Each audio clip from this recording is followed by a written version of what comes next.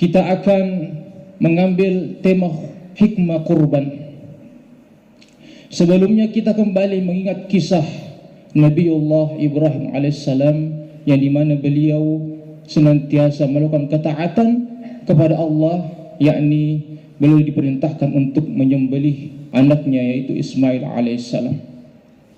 Kita tahu bahwa kebaikan-kebaikan yang dimiliki oleh Nabiullah Ibrahim itu luar biasa.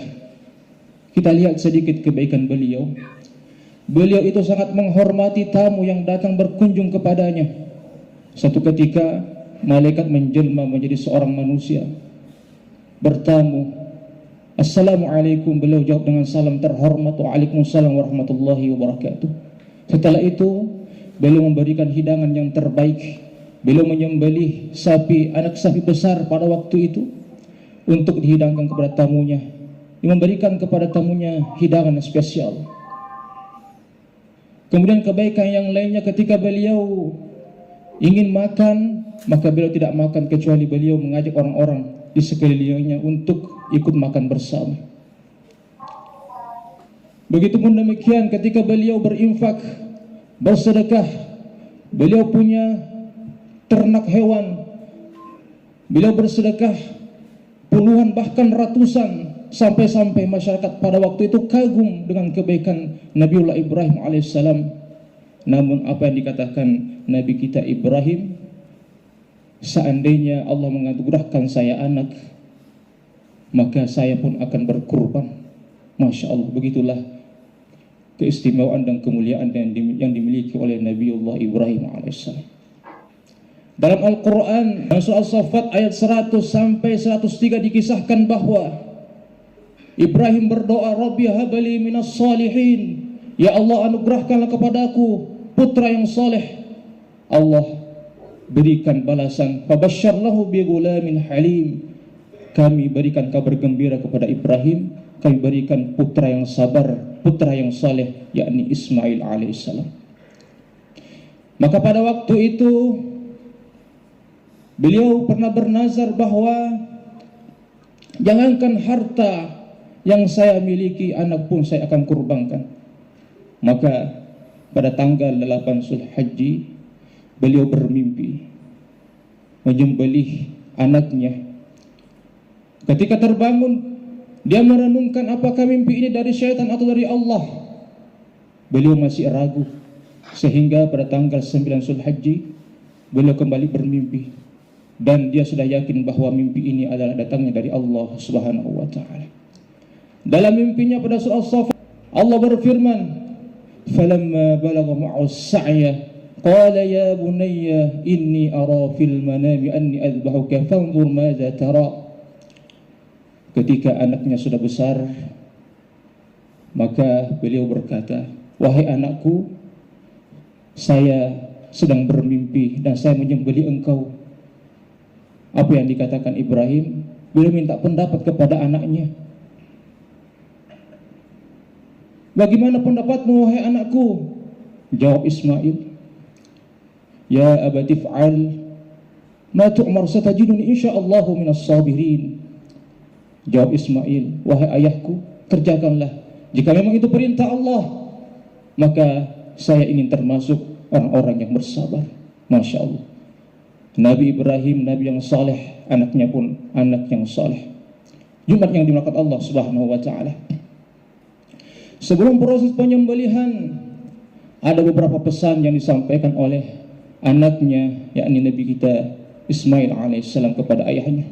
Wahai ayah, ketika engkau ingin menyembelih saya, maka tajamkanlah pisau yang kau gunakan untuk memotong leher saya. Kita diajarkan ketika kita ingin menyembelih hewan kurban, maka tajamkanlah, maka tidak ada rasa penderitaan ketika kita menyembelih hewan kurban. Kemudian beliau berpesan lagi, wahai ayahku, tutuplah mata saya agar engkau tidak ragu, agar engkau tidak bersedih melihat saya. Maka ditutuplah matanya. Kemudian ikat tangan dan kaki saya agar saya tidak meronta-ronta. Diikat kaki dan tangannya. Kemudian, ayahku, lepaskan pakaian saya dan berikan kepada ibu saya agar suatu saat nanti dia bisa mengingat saya kembali. Maka dilepaslah. Sidang jamaah Jumat yang dimuliakan Allah Subhanahu wa taala. Ketika peristiwa ini, kebaikan-kebaikan yang ia ingin tunaikan, yakni perintah Allah, maka datanglah sosok syaitan yang selalu menggoda. Dia datang kepada Ibrahim dan berkata, "Wahai Ibrahim, kenapa engkau ingin menyembelih anakmu? Bukankah dahulu kala kamu berdoa kepada Allah agar diberikan anak yang saleh?" Apa jawab Ibrahim? Ini adalah perintah Allah. Kemudian beliau melempari setan tersebut sehingga pergilah setan itu. Setan itu tidak putus asa. Dia menuju kepada istrinya, yakni Hajar, dan berkata, "Wahai Hajar, tidakkah engkau kasihan kepada anakmu? Dia mau disembelih atas perintah Allah." Apa kata Hajar? "Jika itu memang perintah Allah, maka jangankan anakku, saya pun rela dikorbankan jika itu perintah Allah Subhanahu wa taala." Mantap hati Ibrahim, mantap hati Hajar. Iblis dilempar oleh Hajar. Kemudian iblis atau syaitan menggoda anaknya, "Wahai Ismail, kamu ingin disembelih." Dengan ketaatannya pun Ismail menjawab, "Tidak apa-apa, ini adalah perintah Allah. Saya ingin menjadi anak yang sabar." Jumat yang dimakan Allah Subhanahu wa taala. Marilah kita merenung-renungkan dari kisah ini betapa besar perjuangannya Nabiullah Ibrahim alaihissalam, begitupun Ismail alaihissalam. Apa hikmah yang bisa kita petik dari kisah ini? Pertama, tingkatkan iman takwa kita dan tetaplah ikhlas mengerjakan perintah Allah Subhanahu wa taala. Dalam surah Al-Bayyinah Allah berfirman, "Wa ma umiru illa liya'budullaha mukhlishina lahuddin." Allah tidak perintahkan kita kecuali kita ikhlas dalam beribadah, ikhlas dalam memurnikan ketaatan kepada Allah Subhanahu wa taala. Profesor Quraish Shihab menjelaskan makna ikhlas, yakni membersihkan hati dari segala noda-noda. Jika masih ada noda riya, berbangga diri, itu belum dikatakan ikhlas yang sempurna. Bahkan beliau menjelaskan bahwa ikhlas yakni tidak mengharapkan surga dan tidak untuk menghindar dari neraka, akan tetapi semata-mata untuk mengharapkan ridha dan ampunan Allah Subhanahu wa taala. Itu yang pertama. Mari kita tingkatkan iman takwa kita serta keikhlasan kita dalam menyembah Allah Subhanahu wa taala. Meskipun amal sedikit kita kerjakan, insya Allah amal itu akan mencukupi. Dalam kalam dikatakan bahwa murnikan makna ikhlas dalam hidupmu, insya Allah amalmu yang sedikit akan mencukupimu. Itu yang pertama. Kemudian hikmah yang kedua, kita lihat tadi seorang sosok anak yang saleh, yakni Ismail alaihissalam.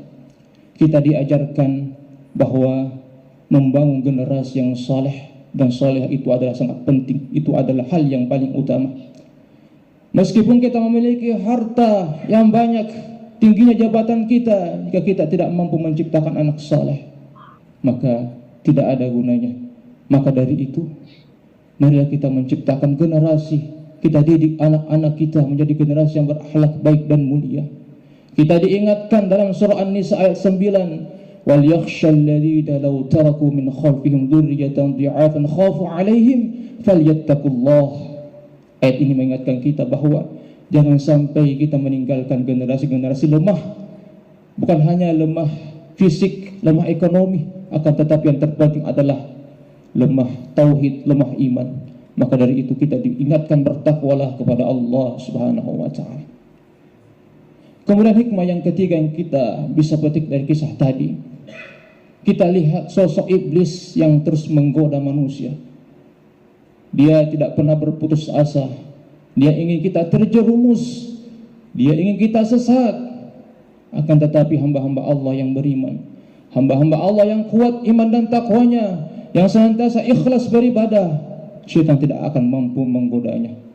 Dalam surah Al-Hijr kita diingatkan bahwa ketika iblis berkata dia sudah berjanji kepada Allah untuk menggoda manusia hingga akhir kelak, hingga akhir kiamat. Dalam Al-Quran kita diingatkan bahwa orang-orang yang ikhlas beribadah kepada Allah tidak akan digoda oleh iblis. Sedang jemaah Jumat yang dimuliakan Allah Subhanahu wa taala. Maka dari itu, syaitan itu tidak menginginkan pangkat harta yang kita miliki. Apa yang diinginkan syaitan, yakni iman dalam hati kita. Jika iman kita lemah, maka dia akan mudah menggoda kita. Akan tetapi jika iman kita kuat, insya Allah dia tidak akan mampu menggoda kita. Maka dari itu tingkatkan iman. Setiap Jumat kita diingatkan kepada khatib, bertakwa kepada Allah, menjalankan perintahnya dan menjauhi segala larangannya. Insya Allah orang-orang yang beriman akan senantiasa konsisten dalam kebaikan.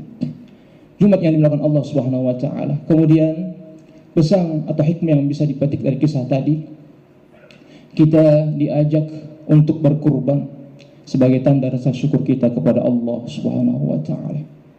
Dalam Al-Qur'an surah Al-Kautsar, surah yang sangat pendek, kita diingatkan, inna a'tayna kal kautsar.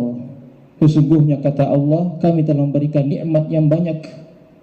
Jika dalam Al-Quran Allah berfirman menggunakan kata inna, kami, ini menandakan bahwa Allah melibatkan hambanya.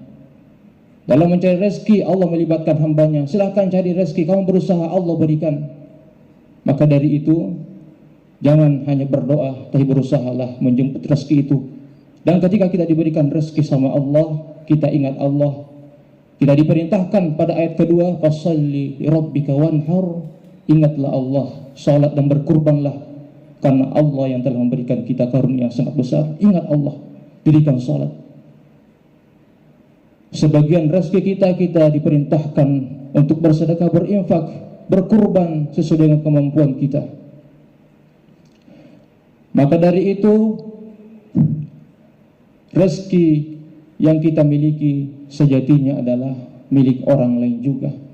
100% bukan milik kita, akan tetapi di situ ada hak atau milik orang yang lain yang memerlukan. Maka dari itu, marilah kita senantiasa mempunyai sifat empati, karena ibadah kurban ini mengingatkan kita solidaritas terhadap saudara-saudara kita yang membutuhkan. Jamaah Jumat yang dimuliakan Allah Subhanahu wa taala. Sebelum khatib mengakhiri khutbah ini, sekali lagi marilah kita tingkatkan iman dan ketakwaan kita kepada Allah Subhanahu wa taala.